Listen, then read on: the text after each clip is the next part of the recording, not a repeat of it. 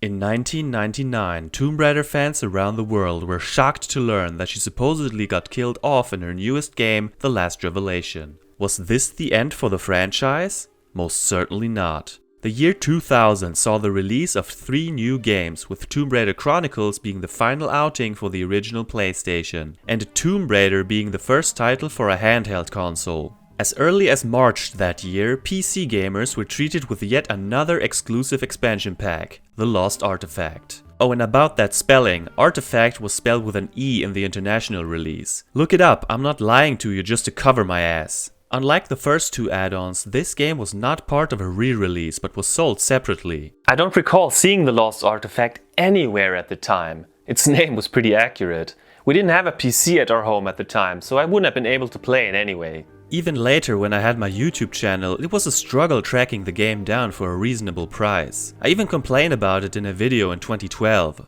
Problem is that I can't get my hands on the add-on. I'm not able to find it and I don't want to spend that much money on it either.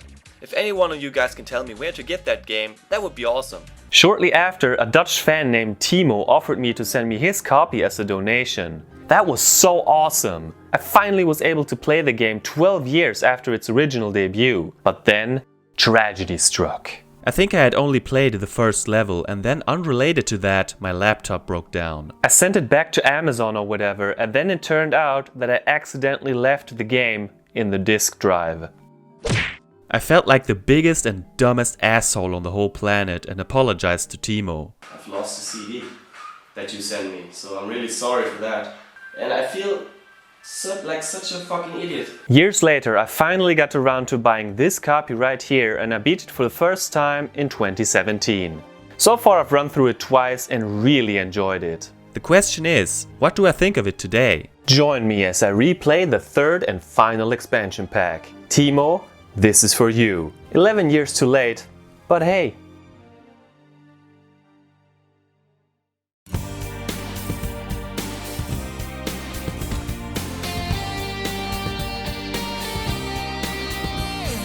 GFrom, the gamer, the legend, he's come to show you the way in this world of games. GFrom reviews. Before we start, I made a rookie mistake while recording the gameplay footage. I didn't realize that you can see the cursor on screen the whole time. That sucks, but I don't want to play the entire game again, so I guess we all have to live with it. Whereas The Golden Mask was a standalone adventure and had nothing to do with the second game, The Lost Artefact continues the story of the main entry. But I wouldn't know because the game itself doesn't tell us anything and my game doesn't include a manual. A manual does exist, however, and it gives the gist of what's going on. Remember Willard? That lovely mutant spider fellow who stole our 4 meteoroid artifacts? Turns out he knew about a 5th artifact. A lost artifact. Ooh. Being the obsessive collector that she is, Lara Croft decides to go after it and heads to Willard's Loch Ness estate in Scotland. Highland Fling starts off with a helicopter dropping off Lara at a ruined castle. Willard sure likes to see his name. The castle is protected by guards and dogs with red demon eyes. I mean, damn, what are they feeding these things? I remember being baffled on my first 2 playthroughs, and this time was no different. The level structure is all over the place and I have no clue where I'm supposed to go. Gotta love that view though. Wait a minute. Did you see that? It's fucking Nessie. An amazingly cheap looking 2D sprite of Nessie, but whatever. It's so easy to miss, but a really cool touch. Getting the Uzis is quite tricky. We have to land on this exact spot to avoid dying or getting into the water. I failed way too often for my taste. Thankfully, in contrast to the PlayStation version, there are no save crystals inside, so we can save as often as we want. Come to think of it, there aren't even green crystals that refill our health. Weird. A little later we find the harpoon gun. God damn it. Anyway, let's get back up here. So back up here it took me a while to realize I really need to focus more. I guess you can climb on the red vines. Stupid bird! Yeah, I'm blaming the bird for all my life's sorrows. Underwater we find a crowbar which is needed for a secret. Yes, the secrets are back with a special twist. Not all of them, but many. You'll see. The first secret gives us the shotgun. Behind a timed door is a guard we're supposed to let live, if only for a little while longer. Only after he opens a door for us can we end his meaningless life. Behind that door is another one we need to pry open with a crowbar. This rewards us with secret number 2, the MP5 submachine gun. Man, we're getting geared up early. The misty graveyard looks kinda spooky. But don't be like me and run around aimlessly, or else you'll fall into the mud pool. Nasty. Oh my god, scary music. Will Nessie attack? No, just a crow. Incredible. At this point we have to jump into the mud to get to another area where dog statues come to life. Already we're getting into supernatural shit. We find the first of 2 thistle stones which we need to finish the stage. Another dog statue. I knew it! You can't fool me! I majored in shady dog statues at school. Look, there's Nessie again. I can't stand this part. It involves a bunch of monkeys swinging and climbing. Kinda tedious, but even worse when you keep messing up like this so-called Tomb Raider veteran. Holy crap, did you see that? Some might call me lucky, others call me GFrom. At the very top we find the second thistle stone. We could leave the level now, but then we'd miss one of the greatest secrets in the entire series. If only I could land that jump.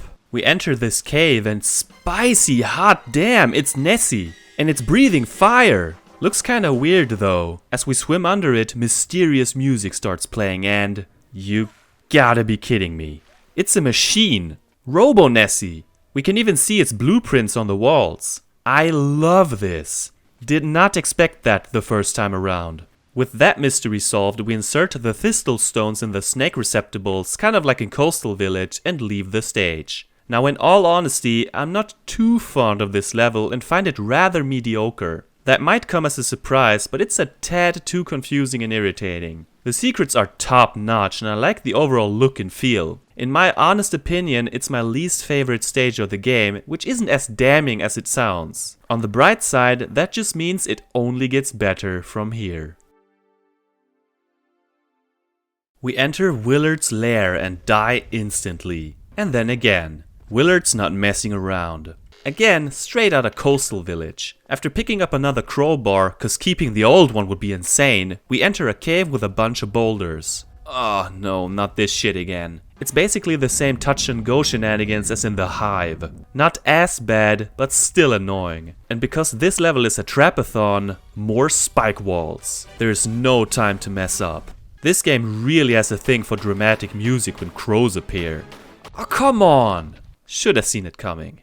What's better, getting crushed by the ceiling or falling into toxic goo? All these choices. Abandon all hope, ye who enter here. Kinda like when I go to a fast food chain expecting a decent meal. Yeah, so this time the spikes come from above with little time to screw up. After a few tries, I made it. Oh my god, I'm so stupid. Sometimes I wonder how I managed to function as a human being for so long. Honestly, it's not that hard as long as you're laser focused. With all those death traps behind us, we enter Willard's library, kill a few guards and steal the cairn key. One of the secrets has us push and pull blocks again. Sorry folks, according to Chicken Wing 6172, I have to like every aspect of the game, so no more Tomb Raider for me. Oh, I'm sorry, I meant Tomb Raider. I still get to eat chicken wings though, right? So Willard's been playing TR2, huh? Then we get a bookshelf maze with the secret doors. Pretty simple to figure out. Radiation? Should I continue? The library closes behind us as we walk up, so make sure to get that cairn key before you leave. Man, this cave is creepy. No wonder the dogs have glowing eyes. In this outdoor area, we fit the key into this not too obvious niche, which leads us to one of the most insane secrets. A bunch of fucking ginger Highlanders show up, ready to whoop some Lara ass. This is hilarious. I mean, we saw one in the very beginning, but by this point I already forgot. There are so many of them and they all look the same. What is this? Some kind of cult? How do I join? As we walk towards the helicopter, the level ends. This is one of the most trial and error heavy stages, but I freaking love it. Minus the boulder room. The atmosphere reminds me of Temple Ruins, my favorite TR level of all time. Even though it's not a long stage, I consider it the best and most intense of the Lost Artefact. With no explanation whatsoever, we're at Shakespeare Cliff, rocking the Nevada outfit. The helicopter plops us down once again and right away we're attacked by a gunman. Inside the building, a tunnel worker, whose name is probably not Ratchet, wants to smack us with his wrench. The drill shaft got the better of me a couple of times. First I fell to my death and then I got grilled, all while the drill is descending. In the ventilation ducts, Lara gets rid of rats, just like a dutiful exterminator should, with pistols. Further into the tunnels we reach tracks. Oh boy, I'm getting Aldwych flashbacks. Whoa, that was close. There's an opening to the left. Shit. Must be something awesome in there. I died like 4 times, but eventually managed to pick up the rocket launcher. Hell yeah. Again, a little overdramatic here with the music, don't you think? It's just 2 puny guys. And then we find the first and only vehicle of this add-on. A quad bike. You can guess my reaction. It controls fine, but precision jumps can be aggravating. Trust me, I didn't choose to drive into this burning barrel. Mistakes happen. Only 1 jump gave me trouble, and that was because I couldn't see where to land. So overall I enjoyed this more than the left path of the river Ganges. Sometimes it just feels weird though.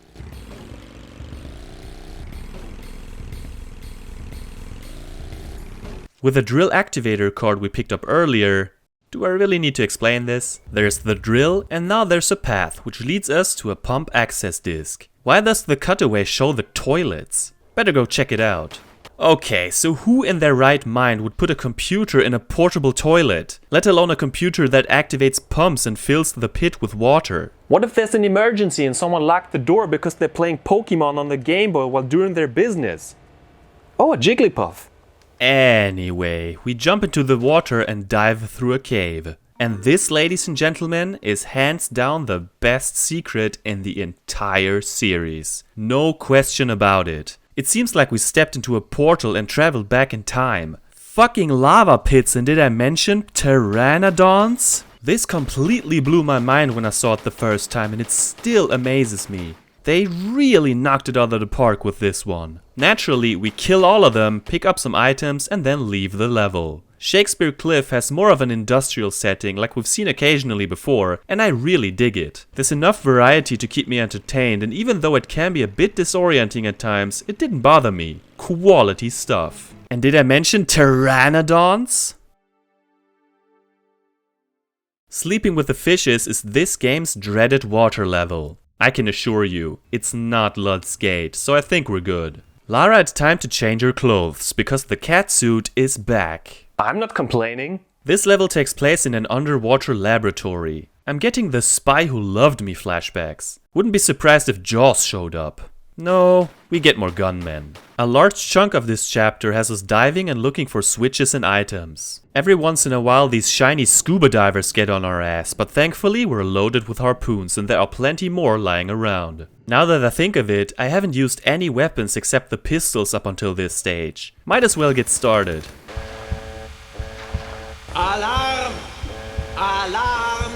Oh cool, dolphins! Here's a neat little secret for you. Before climbing up to this secret, wait for the dolphins. They actually give us a boost onto the ledge. Just when you thought the game couldn't get any more awesome. Some of these underwater areas are quite large and it's easy to get lost. I had to swim back up the funnel to get some air constantly. Lara is just like us. She doesn't like drowning, as we can see here. I searched for 2 circuit bulbs for a while, but eventually found and used them in the control room. Secret number 2, whoa, watch the road, man! Traffic these days. That would have been an instant kill. All that trouble was worth it because we're rewarded with the Desert Eagle, one of the best weapons ever. Too bad we can't use it underwater because now there are mutant fish who want us for dinner. Man, I need a short break from all this stress.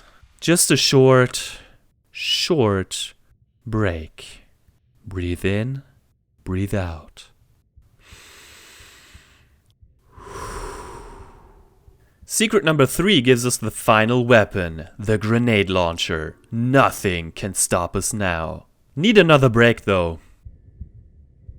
I already feel better. Behind 2 doors with mutant fish, we pick up 2 mutant samples. Those need to be placed into machines in the research lab. What the hell is going on here? This is sickening. Finally, we find the Hand of Rathmore, the 5th artifact, which I couldn't care less about because I just made a new friend. I'll call you Flipper, trademark. Aw, hell no, don't you dare take a bite off of Flipper, trademark. At the end, we climb out onto a floating what? Boy. Buoy. A floating boy buoy? Yeah, boy. Usually I don't mind the flat backgrounds, but here it's so close that it looks like the walls of a child's room. I could swear that I've seen a dolphin out here before, but not this time. Not entirely sure. I hope Flipper, trademark, gets out there somehow. For a water level, I think this is surprisingly fun. Sure, it's a bit dark at times, but at least we can see our surroundings as opposed to Lud's stupid gate on PlayStation. I dig the supernatural elements and overall setting. Underwater combat is still clunky though, especially with the mutants, and Lara needs some scuba gear next time, seriously. It's a madhouse! Exclamation point has Lara emerge at the French coast where we pick up the Hand of Rathmore. Again? Okay. This place looks nice. It seems to be an abandoned zoo. Should be interesting. Picking up these shotgun shells triggers a cutscene where a red car speeds off. Why? Oh, I see. So we're killing endangered species again. Isn't Lara the best? We pick up a zoo key and progress towards the monkey house. Just like their Indian cousins, they are friendly, but they steal stuff. Isn't that what Lara does too? Maybe we aren't so different after all. Before we get in there, we need to scurry through a hedge maze. Because we all love mazes. Does it lead us to a lever that opens a door to a vault full of gold? If it doesn't, I'll be sorely disappointed. It does in fact lead us to the first secret. Nice view. I wish I had a sniper rifle so I could shoot at the moon and make it bigger.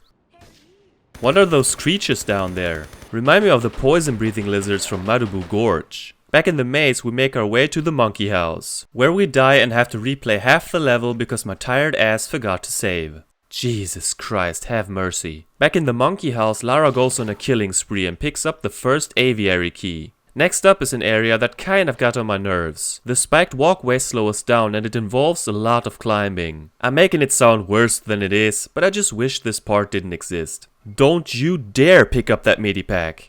I warned you. Oh nice, a zipline. We use it to drop down into the pool where the second aviary key is located. Oh what the fuck, no one told me there were piranhas down here. Close one. One of the keys opens the door to the aviary. The water is full of piranhas and up here we're greeted by vultures. Much more importantly, something spooky in that jungle is playing. This might be a good time to point something out I didn't mention in my TR3 video. This track is a remix of the TR1 track A Friend Since Gone.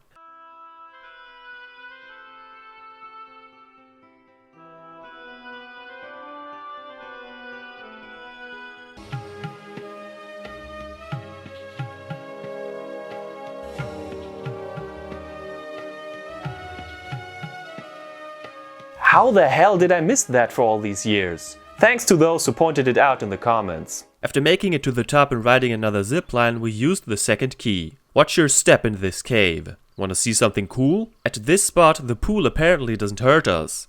Oh, the fucking flare. Okay, so it's only the bottom that's deadly. Gotcha. Finally, we've made it down to the beach with the creepy creatures. Yep, they're lizards. Mutant lizards. I've heard their favorite food is grenades. There's nothing in the water, so don't bother. One of the mutants poisoned Lara, but I'm sure we'll make it just fine. One room to go. They look like they're coming straight out of All Hallows. Whoa, is this Randy or Rory? Maybe a distant cousin. Guess what we have to do? No, seriously, take a guess. If you guess that we have to place the Hand of Rathmore into the large hole in Randy's cousin's body, you're absolutely right. Because logic, I guess. It's a madhouse. A madhouse! Is a unique level that offers lots of variety. Yes, it also can be a bit confusing, but we've seen a lot worse on that topic. I had fond memories of this crazy zoo, and even the third time around it did not disappoint. I'm just a sucker for all this mutant stuff. Reunion? Sophia Lee? I thought I killed your sorry ass. I saw it with my own eyes, you being outsmarted and electrocuted. The 6th and final level doesn't mess around as it throws a rolling meteorite at us right away. Where the hell are we? I know it's France, but I didn't know about their portal to another dimension with translucent walkways. Gotta love this sound. So creepy. Seems like we're not alone. What's wrong with this guy?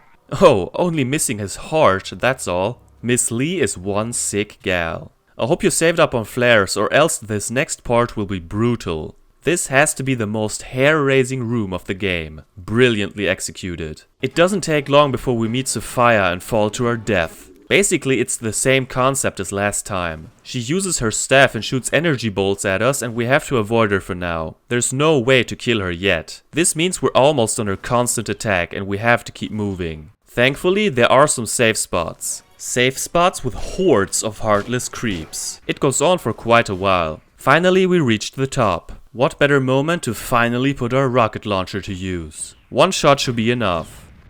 Or two? Or three? Damn, how many rockets can she withstand? Oh, I see. Wait until she powers up and then one rocket is enough to blast her into oblivion. I hope for real this time. But wait a goddamn minute. How did Lara lose the Hand of Rathmore again? This is the third time we picked it up. Get your shit together, Miss Croft. No. The level isn't over yet. As we exit this hellhole, we emerge at the beach. Look at that night sky. Better check out how much ammo and medicine I had left. This would be the 7th time I'd make a litterbug joke, but only recently have some people asked if I even knew what that is. Yes, I do know what a litterbug is, but I guess I didn't set up the quote-unquote joke correctly. My thought was that Lara throws it all away because she never brings it home or keeps it for her next adventure. So I guess that joke was a fail. Can't all be winners. Wait, maybe it was so deep and clever that it went over your heads. Ooh, plot twist. As Lara jumps over a burning barrel towards a hot air balloon, we finished the game. Reunion is a short but worthy final level. It's the most atmospheric of the whole package and I for one enjoyed the second battle against the Fountain of Youth. There's no reward for getting all secrets, sadly. According to the game, I beat the whole thing in 3 hours and 7 minutes. In reality, it was more like 4 hours and a change. Let's wrap this up. The Lost Artefact is simply incredible. Having played and reviewed The Last Revelation before this, it feels like a breath of fresh air to experience that Tomb Raider 3 feeling again. The visuals, the menu, it just feels right. The 6 levels all have something unique to offer. Sure, I didn't care too much for Highland Fling, but even that had Robo-Nessie. While on that topic, the secrets are the absolute best in the whole series. There's no competition. Highlanders, a portal to prehistoric times, this is just nuts! The amount of creativity the team managed to put into this title is fascinating, especially considering how much they had worked on the franchise since 1996. The journey seems a bit random at times, but as I'm about to finish this video, I discovered a manual explaining the story on the disc. Among other things. What the hell is this? This is real, folks. Some might argue that this is Tomb Raider at its absolute peak, and I find it hard to find valid points against it. As opposed to unfinished business, all settings are unique and new, which makes it all the more fresh. In contrast to Golden Mask, it focuses less on combat and human enemies. Instead, it gives us more room to explore and take in the atmosphere. Compared to the other 2 expansion packs, this one wins hands down. I felt like a little kid again when I played these levels for the first time about 18 years after I first played TR3, which was the best game I had ever played when it came out. TR3 has the best look and feel and the most amazing selection of weapons of all Tomb Raider titles in my opinion, and The Lost Artefact surely benefits from it. Except for the fact that we still don't see which item we just picked up. Why didn't they fix that? Ranking it is very hard for me. I think I'll put it slightly under the main game. Even though I hate the London section, most of the rest is just so good. With the announcement of the remastered trilogy, which includes the expansions, this might have been my last playthrough of the PC version. I'm not too hyped about the visuals as I don't care that much about graphics, but I can't wait to be able to play the add-ons on a console for the first time. Plus I think it's great that a new generation of gamers will get to know the adventures I grew up on and fell in love with. And of course I'm glad that many people will also experience The Lost Artefact for the first time. It's such a shame it's a rather obscure entry, but that's hopefully about to change. Hey everyone, this is GFrom. Thank you so much for watching episode 7 of season 3. Feel free to rate, comment, subscribe and follow me on social media. I'll see you later. Have a nice day.